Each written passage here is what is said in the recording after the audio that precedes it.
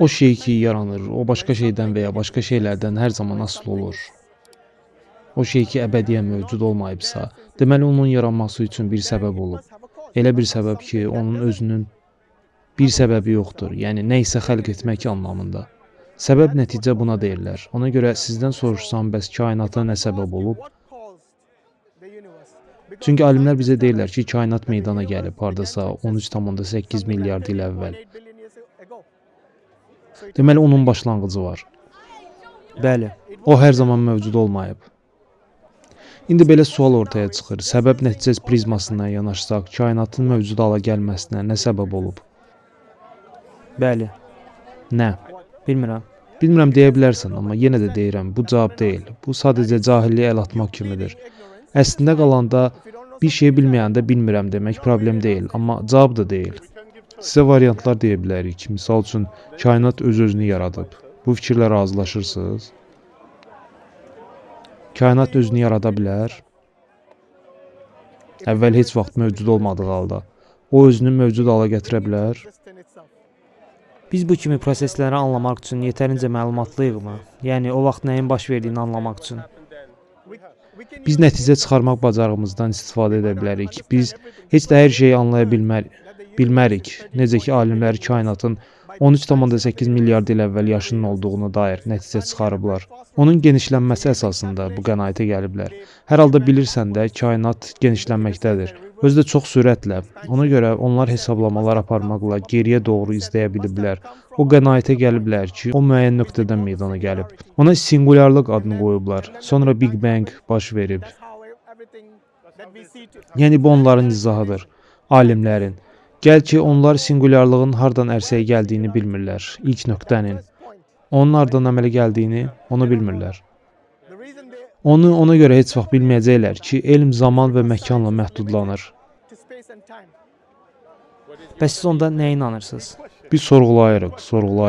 Sorğulayırıq görən kainat doğrudan mı öz-özünü yaradıb? Əgər elə olsa, gərək kainat meydana gəlməzdən əvvəl də mövcud ola. Düzdür? Sən özünü yarada bilməzsən. Sən özün gərək əvvəl mövcud olasan ki, sonra da nə isə yarada biləsən. O baxımdan kainatın özü-özünü yaratması mümkün deyil. Düzdür? İntellektual arqument budur. Ən sadə cavab da elə budur ki, yarada bilməz. Başqa bir variant da var. Kainat əbədi mövcud ola bilərmi? Xeyr. O müəyyən məqamda meydana gəlib. Başqa variant da odur ki, müstəqil yaradan var və ya qüvvə var ki, bu kainatı var edib. Bu üç arqumentdən biri olmalıdır. Siz necə fikirləşirsiniz? Xülasə edin. Ya o heç nədən öz-özünə yaranıb, ya özünü yaradıb, ya da fövqəltəbii bir varlıq tərəfindən yaradılıb. Bunların hansı sənin üçün daha ağla batandır? Bəlkə elə təsadüfdən yaranıb. Bax, məsələ də ondadır. Yoxluqdan nəyinsə yaranması məntiqli deyil, elə deyilmi? Bax, sənə sual versəm ki, yoxluq mövcuddurmu? Yoxluq var. Yoxsa bu sadəcə bir konsepsiyadır? Yəqin ki, o bir təsadüfün nəticəsində meydana gəlib. Yox, öncə dedim axı, o fikir məntiqsizdir. Bax, təsadüf deyib durursan. Bax, bir şeyin var olması üçün ortada nə isə olmalıdır. Bax, bəli, bax sənə desəydim ki, bu su butulkası öz-özünə yaranıb. Mənə inanardın? Xeyr, iş onda deyil. Niyə ki? Ondadır elə. Bu səndən daha sadədir. Qaldı ki, bütöv kainatdan. Mən bunu öz təfəkkürümlə anlamağa çalışıram. Ola bilər, hal-hazırda biz bunun necə baş verdiyini anlaya bilmirik. Bəli, məsələ ondadır ki, məntiqlə düşünsək belə, hətta elmin özü belə zaman və məkandan asılıdır. İstər hesablamalar baxımından, istər postulatlar baxımından, nəzəriyyələrə görə, hər şeyə görə. Singulyarlıqdan əvvəl zaman və məkan olmayıbsa, o zaman bir şeyin yoxdan öz-özünə mövcud hala gəlməsi necə mümkün olub? Bilirsən, bu əlimdə tutduğum bu butulkanın yoxdan əmələ gəldiyini deməkdən də beş betərdir. Bayaq dedin ki, mümkün deyil. Butulka öz-özünə yoxdan yarana bilməzsə, kainat ondan qat-qat mürəkkəbdir, daha genişdir. Həmin o meydana gəlmə anında belə singulyarlıq o qədər mürəkkəb olub ki, ona görə eləcə deyə bilməzsən təsadüfdən, şansdan yaranıb. Çünki bu elmə ziddir, məntiqsizdir. Bu magiyaya inanmaq kimi bir şeydir. Və siz düşünmürsünüz, burada dayanan hər bir insan Təsadüfdən yaranıb. Təsadüfdən yaranıb. Siz valideynlərinizi təsdiqləyə bilərsiniz. Təsadüf nəticəsində yaranmamısınız. Bildim, amma genlər var. Genlər olsa belə, onlar sizin valideynlərdən gəlirlər. Necə?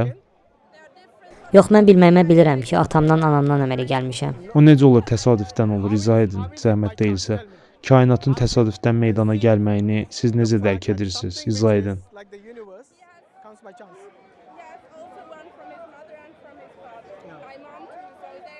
Deməli təsadüfdən yaranmamısınız. Olar bitirim. Buyurun. Yəni genlərin hansı ardıcıllıqla olacağının müxtəlif variantları var. Mənim saçım qəhvəyi də ola bilərdi və ya başqa rəngdə. Genlər deyirsiz, hə? Bunların hamısı elə təsadüfdür, şansdır. Şans deyil, genlərin özəyində elm durur. Şans deyil. Alimlər isə Dizayn şans nəticəsində ərsəyə gəlib. hansı dizayn? Bunları sizə kim deyir? Mən bunları bilirəm, çünki məktəbdə oxumuşam. Orada öyrədiblər bizə. Məktəbdə isə hər şeyin təsadüfdən yarandığını öyrədiblər. Bəli. Gərək onda onlardan maddi təzminat istəyəsiniz. Sənin fərqli yanaşman var, mənim mövcudluğum təsadüfə bağlıdır. Xeyr, DNT bilirsiniz nədir? DNT-də olduqca qəliz bir kod yer alır. Sağlam düşüncəsi olan Ondan heç bir xəbərim insan var. bunun təsadüfün nəticəsi olduğunu deməz. Fiziologiyanızda gördüyünüz hər bir şey O informasiya ki, mən onu qəbul edirəm, o təsadüfdən irəli gəlir. nə informasiya anlaya bilmədim. Genetik məlumat. Genetik informasiya genlərin özündən gəlir, təsadüfdən yox. Sizin genlər valideynlərinizdən gəlib. 50% ananızdan, 50% atanızdan. Onun da elə 50% anasından, 50% atasından gəlib. Tamamilə doğrudur. Təsadüfün nəticəsi deyil. Mənim genlərim hansı məlumatları əldə edəcək? Bax, bu təsadüfdən irəli gəlir. Məncə siz mümkünlüyü nəzərdə tutursunuz. Yəni atanızdan hansı və ananızdan hansı xüsusiyyətlər sizə keçir? Bu elə təsadüfdür. Xeyr, bunu genlər müəyyən edir. Yəni sizə resessiv olan ötürülmür, daha üstün olan ötürülür. Dominant demək istəyir. Bəli, dominant genlər və resessiv olanlar. Onda da dominant və ya resessiv ola bilər. Bəlkə mən ondan elə resessiv olanı qəbul edəcəm. Bax, bu mümkünlük məsələsidir, şans deyil. Arada fərq var. Şans təsadüf deyəndə sanki bir şeyin magiya nəticəsində əmələ gəldiyini demiş olursunuz.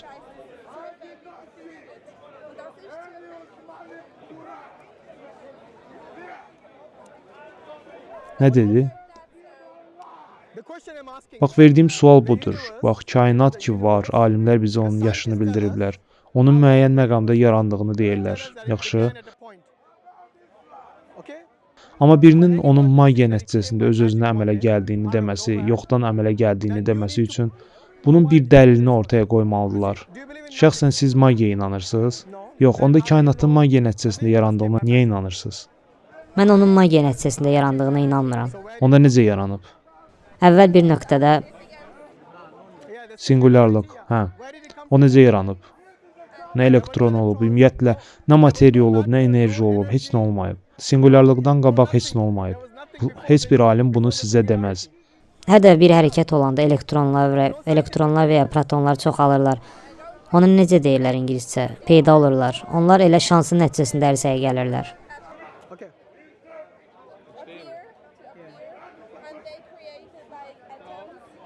Sizə belə bir sual verim. Bir şeyin hərəkətə gəlməsi üçün. Sonuncu sualdır. Bir şeyin hərəkətə gəlməsi üçün zaman və məkana ehtiyac var. Nəyinsə hərəkət etməsi üçün zaman və məkan olmalıdır. Bax, Hawkins kimi alimlər, onlar da bunu qeyd edirlər. Onlar singulyarlığın ötəsində olanları dərk edə bilməzlər. Deyilənlər sadəcə spekulyasiyalardır onlara görə. Onların çoxu fikirlə razılaşır ki, zaman elə həmin anda yaranıb, həmin nöqtədə. Zamandan söz düşmüşkən bizim getmək zamanımızdır. Problem yoxdur. Çox sağ olun. Siz sağ olun.